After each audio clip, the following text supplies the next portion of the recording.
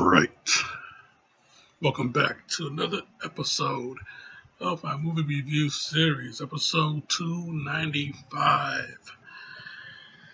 Now, last week I said that I was going to spend some time with friends and we're going to talk about love and life and things like that. Well, yeah, during this Thanksgiving weekend, this is Friendsgiving. We celebrate Friendsgiving, whatever the hell Friendsgiving is. We're celebrating it with St. Elmo's Fire. St. Elmo's Fire, 1985. Yeah, man. Bringing it back to the 80s, man. The coolest, the greatest era, the greatest decade of all time. Yeah, 1980s, baby. But yeah, man, this movie, yeah, yeah. Talk about love and life. Love and life after college, Basically that's what this movie is all about. Seven friends coping with life after college, you know. Once they took their final cap and gown. How did each and every one of them adjust to life after college? Well, yeah. Anyway, yeah, St. Elmo's Fire, yeah,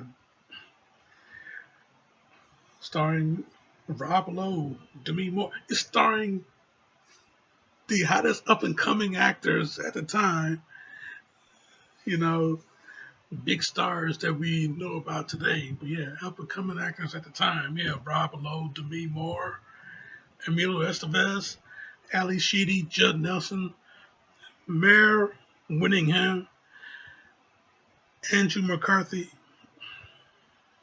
Martin Balsam, Andy McDowell. But yeah, I tell you, yeah, yeah, adjusting to life after college, you know, you know, yeah, these Georgetown University graduates, Alec, his girlfriend Leslie, Kevin, Jules, Kirby, um, um, Wendy, and Billy, Billy Hicks, one talented cat. But yeah, I tell you, yeah, what happened? What happened after you tipped the old graduation cap? Well, yeah, life happens. And yeah, life is going to steer you towards, away, forward, backwards. I mean, yeah.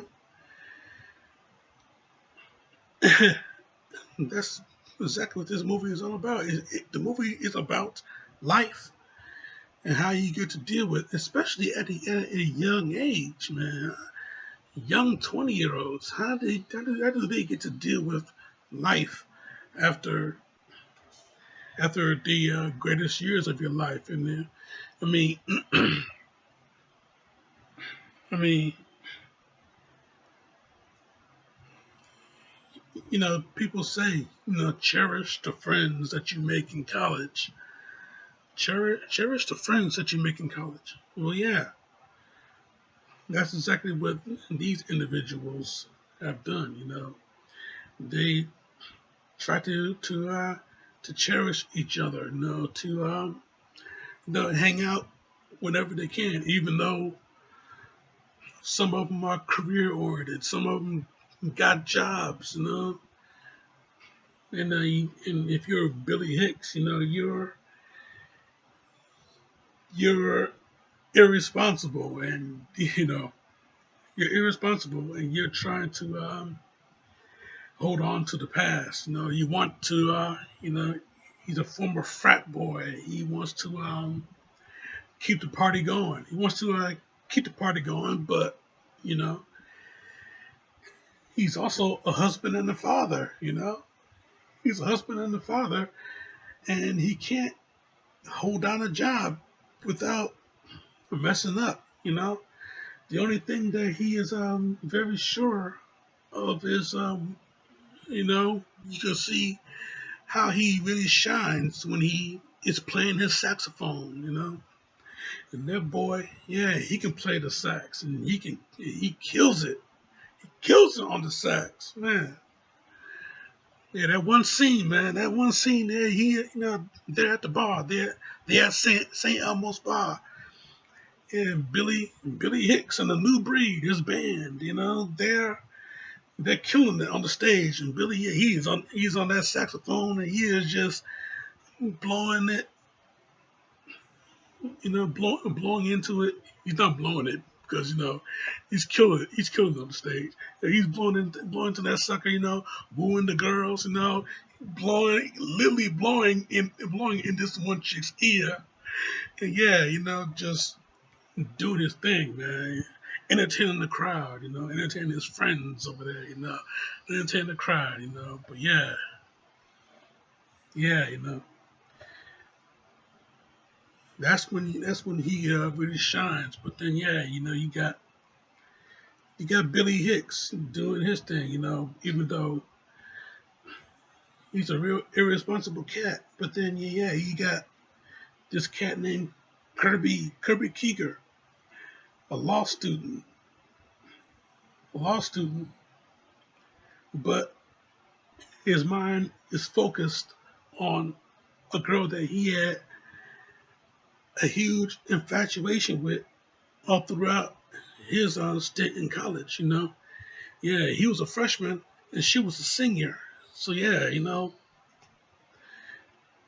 when he saw her again after 4 months after graduation, when he saw her again, you know, he knew right then and there she had to be his.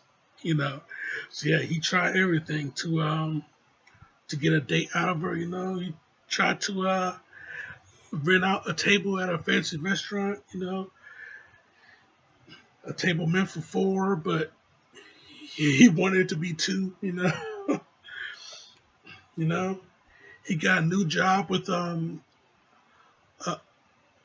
a a businessman, and yeah, he working for a big time businessman, and he used he used the new boss's house when the new boss was away without the new boss knowing it. Yeah, he used the new boss's house to throw this big party all for her, and she didn't even show up. So yeah, when he finds out that she went up north to this ski lodge, you know, he went to he went to confront her, and he finds that she has a tall, dark, and handsome boyfriend. And wow, I tell you, yeah, heartbreaking, heartbreaking. you know. And then yeah, we have but hey, yeah, it's heartbreaking, but hey, he got his he got his just desserts. The next day, he went to the lodge. He sees that she got the boyfriend, and he tried to leave, but he's at a ski lodge. It's snowing out, lots of snow out. So his friend's car that he borrowed, it's now stuck in the snow. So he got to spend the night in the lodge with them. So next morning, you know, snow died down. You can get out, you can get the car out and everything like that. So yeah, when he was getting ready to leave, the boyfriend thought, they should commemorate this with a picture. So he go in the house and get the camera. You know, the chick that he was so infatuated with, she she had to admit, she's flattered by the whole gesture, and somewhere down the line, she would like to believe that this will be her loss. So, hey, he made sure that this was her loss when he planted a nice big wet one right on the lips, romantically, turned her over, nice big wet one on the lips. Yeah. By the time he was done, let her up. He goes, boyfriend. He comes out with the camera. So yeah, he gets a picture, a big old smile on his face. She gets a kind of a smile on her face. So yeah, yeah, he get the picture. Yeah, then he get the picture taken. He gives the picture to her. He drives off. You know, smiling. So yeah, even though he did not get the girl, he got to do what he always wanted to do. And yeah, I commend him on that. Yeah, great stuff on that one. Yeah, you got Kevin, who is a writer. He's a writer for the Washington Post, and well, he has a attitude about what love is, you know, because he haven't had a relationship in a few years. He haven't had sex since forever. you know, yeah, he got this whole distinction about what love is, you know, and yeah, he's right. Love sucks. But but hey, but hey, the reason why he got this whole distinction about what love is because he is secretly in love with Leslie, who is Alex's girlfriend. He is in love with her, but she's with his best friend. So yeah, he got to sit back and he got to watch these two who are in love with each other, and he wants to marry her. Alec wants to marry Leslie. You know, try not to pressure her into it, but he wants to get married. He wants to take that next step, but she is reluctant to marry him because she don't think that they're completely prepared for it, and she has her suspicions about him, which were turned out to be true, because at one point Alec confided to Kevin that he had cheated on Leslie. So yeah, when Leslie pretty much hinted that she had suspicions towards Alec, Kevin did not tell Leslie anything, but Alec pretty much suspected that Kevin knows about his infidelity, but that's not the case at all.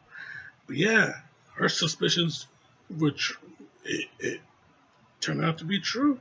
She found out without even knowing, without even mentioning it. You know, and yeah, things change as far as relationships and friendships is concerned. You know, Alec break up with Leslie. Leslie and Kevin, they later got together after Kevin confessed, after Kevin professed his love for her. And, you know, this is after they had a few drinks, one thing led to another, and, and then the next day, Alec finds out about those two. Oh, boy. I tell you, if nobody don't think that this is a drama, hell, this is a drama. This is just crazy all the way through. And then we have Jules, you know, international banker, an all around party girl. But yeah,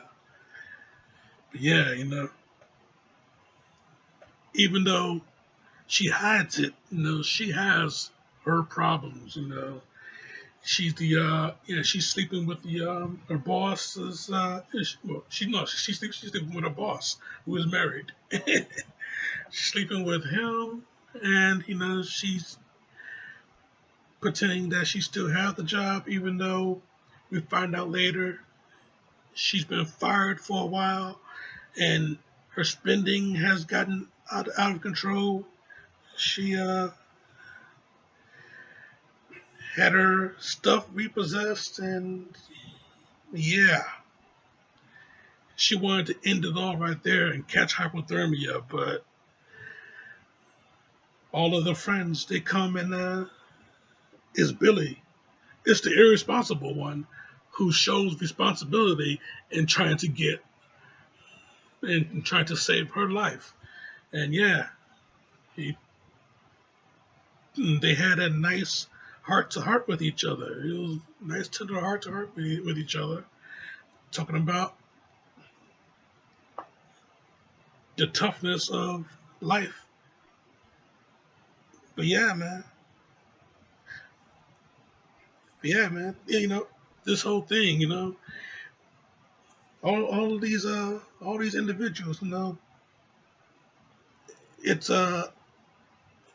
we love, we fight, we make up, and then we move on and become friends again. This is one amazing movie though. This is one amazing movie. Did I miss anybody? Yeah, yeah, and Wendy. She has rich parents, but she wants to make it out on her own. Even though her parents want her to marry somebody, she don't want him because she is in love with Billy. She's in love with Billy Hicks, and by the time Billy, his marriage is not working out. So by the time he gets to, he announces that he is divorcing his wife. You know,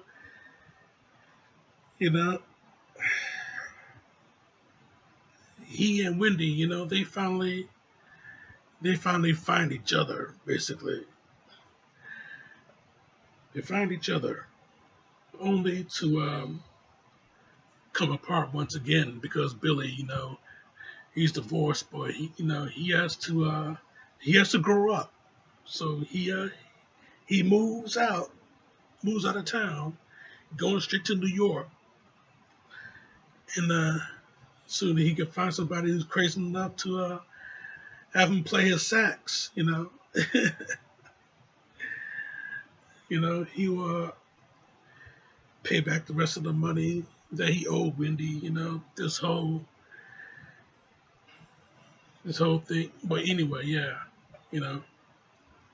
But yeah, he and Wendy they got their connection. Everybody got their own connection. Like I said, we love, we fight, we make up and get back together. We all become friends again, and that's what, and that is exactly what life is all about. You have your ups and your downs and your all arounds, but then when things get really get tough, that's where we that's where the real friends really need each other, and that's what happened when Jules thought she can get the easy way out and commit suicide or attempt suicide. But Billy, he talked her out of it. They had their tender moment, and yeah, they decide,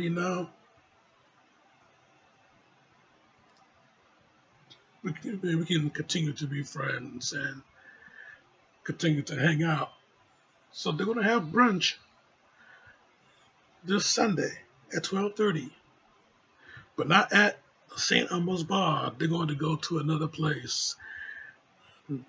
Not too noisy, not too many kids. It's time for everybody to grow up and become their own person. That's exactly what this whole movie is all about. This is an amazing movie with an amazing soundtrack, with an amazing love theme that we will hear throughout the entire film. And yeah, man,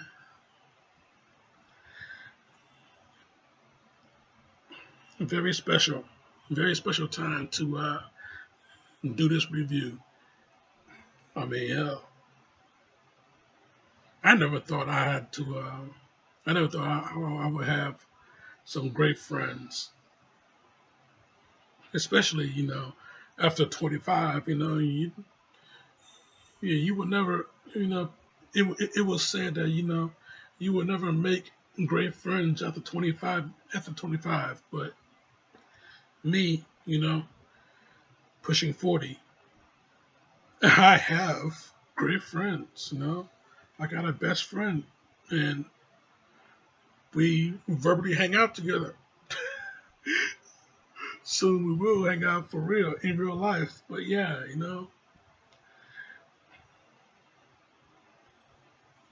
I'm attached. But yeah, friends,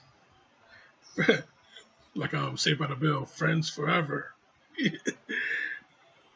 We all are. But yeah, this movie though, yeah, it's straight up 5 out of 5, man. 5 out of 5. I love this movie. I love the love theme of the movie, and yeah, love and life. That's what this movie is all about, man. That's my review, Jack, and I'm sticking to it. Now, for next week. Well, for next week, next week, it's gonna be winding down to 3 more reviews, and then I'll be done for the rest of this season. Season 6 is almost coming to a close, and next week is going to be another top 5. Since we're now in the holiday season, let's see what my top 5 holiday films is going to be. I can't wait to give you my top 5 as soon as I figure it out. Yeah, check out my other shit right here. Subscribe to me right here. But in the meantime, in between time, Jack, you guys have a great Thanksgiving weekend. You guys spend a lot of time with your friends. And this show is off.